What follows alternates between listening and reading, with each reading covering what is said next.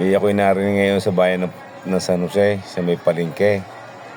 At napukaw ang aking atensyon din sa taong napakarami, nagpila, naghilira sa isang tindahan din na kung saan ay ba, anong pagkakaraming people of the Philippines din. Di ang ginawa ko yung nilapitan ko, tinignan ko, aba, may pinipilahan nga, di kinumusta ko yung titinda. Yung isa nyo, ano? Galing? Saan magagaling? Sabi nga, i-check-in po. Ay, bakit hanggang ngayon wala pa? Kasi po, dinadamihan na po yung kaya. Ngayon. Ibig sabihin niya, pinipilahan talaga masarap ang Spanish ninyo yan. Sabi po nila.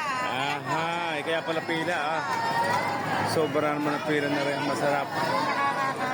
Oo. Sige, matikman ko nga yan, mami ate, ha? Parating na. Okay, sige.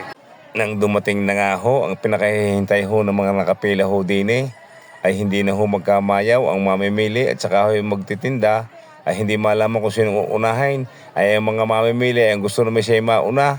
At ang sibunay na yung nakapila rin ho din at gusto rin matikman. Ay nung matikman nga ho na yung kaasbag, ang Spanish bread na galing bigain, abay masarap nga ho.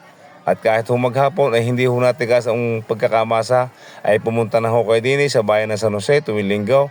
Din ho rin nagtitinda at matitikman ho ninyo ang Spanish bread ng San Jose na taga bigain.